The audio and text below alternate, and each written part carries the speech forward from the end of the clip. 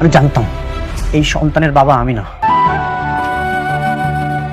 Doctor সাহেব, আপনি আরেকটা বার টেস্ট।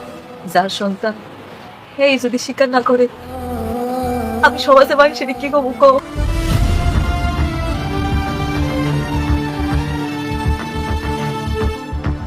কোথাও লাগেনি তো তোমার? না, আমি ঠিক আছি, ভালো আছি। আপনি এখানে কেন আছেন জান? আসসালামু আলাইকুম বন্ধুরা। গরিব ঘরের রাজপুত্র নাটকের গত ৮৮তম পর্বে আমরা দেখেছি মেঘলার আকাশ ভেঙে পড়ার সেই মুহূর্তটি।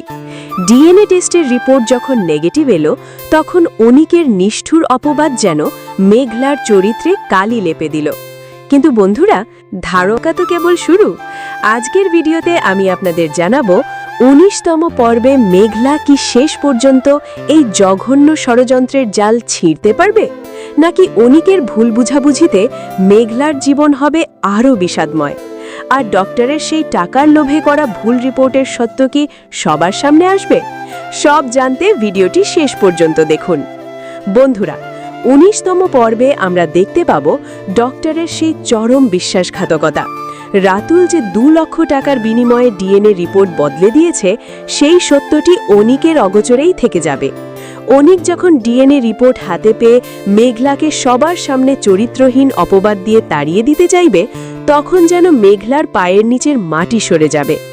অনিক ভাববে সে মেঘলার বিশ্বাসঘাতকতার প্রমাণ পেয়ে গেছে, কিন্তু সে জানে না এটা ছিল রাতুল আর তার ষড়যন্ত্রকারী চাচা চাচির এক সাজানো মরণ ফাঁদ। ১৯তম পর্বে আপনারা দেখতে পাবেন এক আত্মমর্যাদাশীল মেঘলাকে। যে মেঘলা এতকাল অনিকের ভালোবাসার জন্য সব সহ্য করেছে, সেই মেঘলাই এখন ঘুরে দাঁড়াবে। ডিএনএ রিপোর্ট ভুল আসার পর অনিকের জঘন্য সব আচরণে মেঘলা বুঝে যাবে, যে স্বামী নিজের স্ত্রীর সততার চেয়ে একটি কাগজের রিপোর্টকে বড় করে দেখে, তার সাথে থাকা আর সম্ভব নয়। অনিক যখন তাকে বাড়ি থেকে বের করে দিতে চাইবে, মেঘলা হয়তো তখন সবার সামনে তার সত্যিকারের পরিচয় বা তার সাহসিকতার এক নতুন রূপ তুলে ধরবে।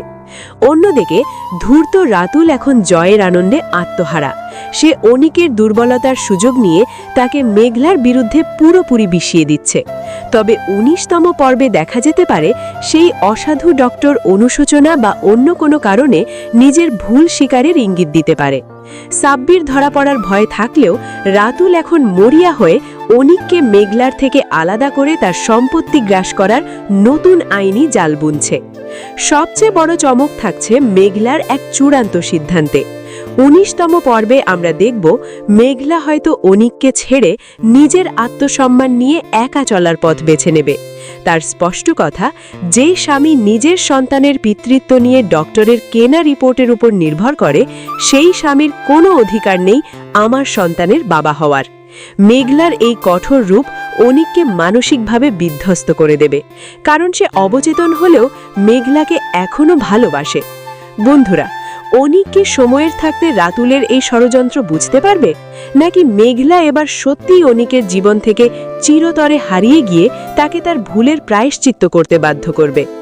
আমার তো মনে হয় রাতুল আর ডক্টরের এই নোংরা খেলা খুব শীঘ্রই ফাঁস হওয়া উচিত, যাতে মেঘলা তার হারানো সম্মান ফিরে পায়। আপনাদের কি মনে হয়, অনিক কি পারবে ডক্টরের ষড়যন্ত্র ধরতে, নাকি মেঘলার উচিত হবে এই অপমানের পর অনিককে সারা জীবনের মতো ত্যাগ করা?